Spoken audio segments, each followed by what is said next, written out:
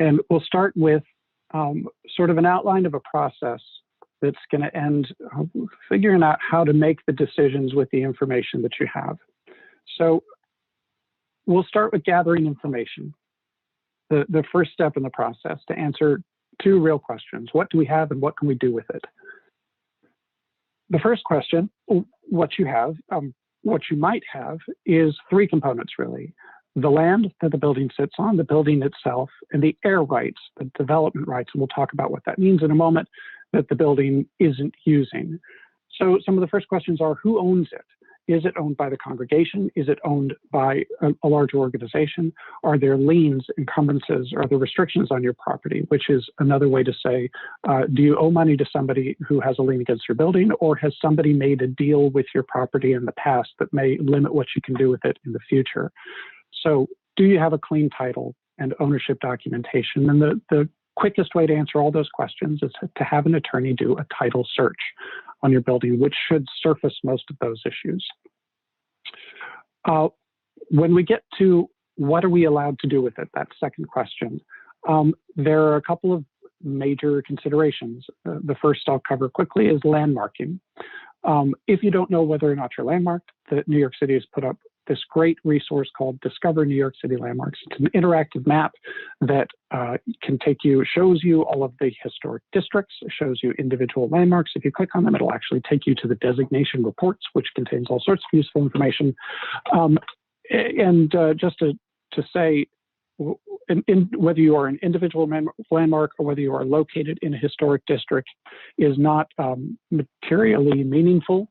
You still have basically the same restrictions in which you have to get landmarks permission to do most types of work or alteration to your building. So we'll come back to landmarking at the end when we talk about what we think ought to change, but in a nutshell, that's what landmarking is and means.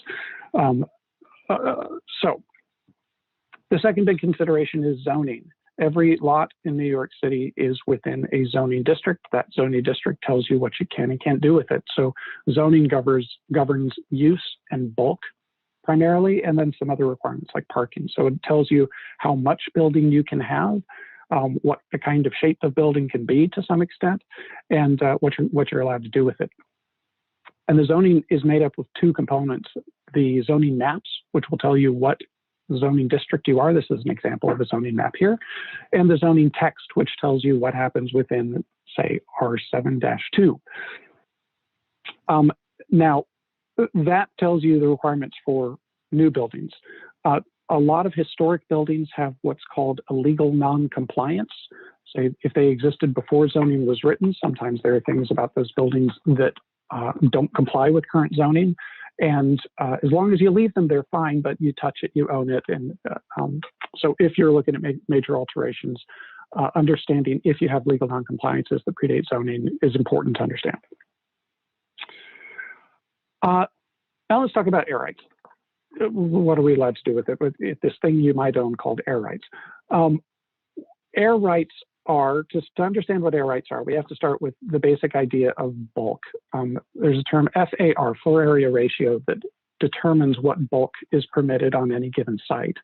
And that really just means the quantity of square footage on the site. So a one-story building that occupies the entire site, or a two-story building where each floor occupies half the site, or a four-story building where each is a quarter of the site, they're all the same FAR. They're all the same square footage relative to the size of the lot. Now, air rights are if you don't use all of that bulk. And there are two ways you can sell it: through a zoning lot merger or through special transfer districts. We'll talk about that in detail. So a zoning lot merger basically works this way. If you have the building on the left, which is smaller, and you are not built to the full permittable bulk, you can merge your zoning lot with an adjacent lot or contiguous lot and basically concentrate your bulk on that portion of the lot. So to illustrate that, I'm going to use an example here. This is 53 West 53rd. It's an important distinction because each property sits on both a tax lot and a zoning lot, and they're not the same thing. So you look at the super tall tower on 53rd Street, it is much higher than anything around it. And the reason it can do that, if you look at the tax lot for the address 53 West 53rd, it is this tiny little sliver of a building. However, the zoning lot for that building is this area. It includes St. Thomas Church, it includes MoMA, and all of the bulk that's not used by St. Thomas Church or the MoMA Sculpture Garden, for example, is all concentrated on this side of that portion of the zoning lot. So it's the same basic idea of bulk, but it allows you to concentrate the bulk on one portion of the zoning lot. So if you can't use the bulk because you're landmarked, because you're a church, because whatever, you can transfer it to someone else who can. That's how a zoning lot merger air rights transfer works. And those air rights obviously have monetary value to the people who want to use the bulk that you're not using. Now, when the landmarks law was instituted 53 years ago, a provision was written into the zoning text called 7479.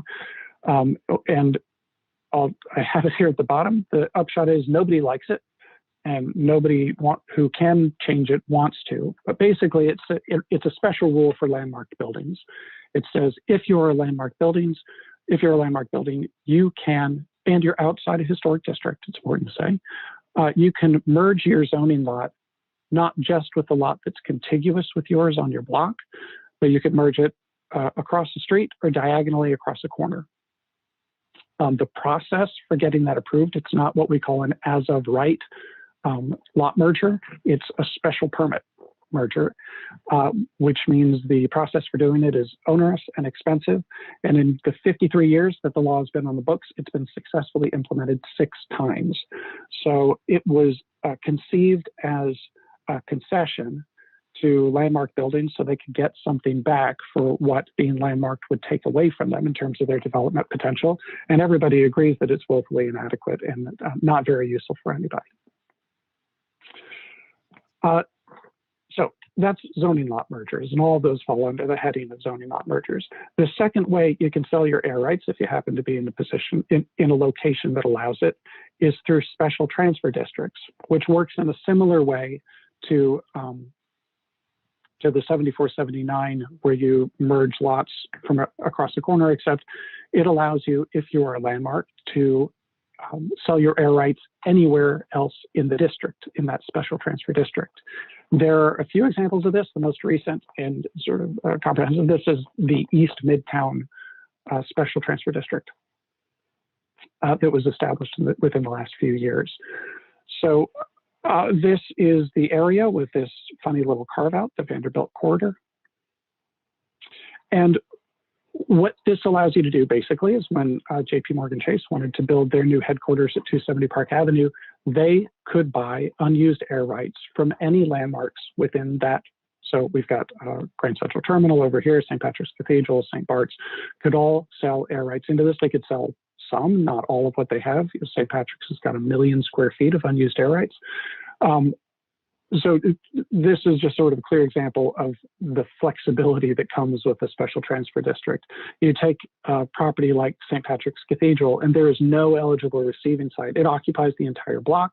Everything around it is not they're not going to tear down Saks Fifth Avenue to use the unused air rights, and they'd have to go through the 7479 process to do it. However, through the special transfer district, they could just sell a few of their air rights to a remote property. So that's that introduction of the information you're going to want to gather initially. What do you have and what can you do with it? The next portion, I'm going to hand over to Kate Toth, Executive Director of Bricks and Mortals, who's going to talk about the options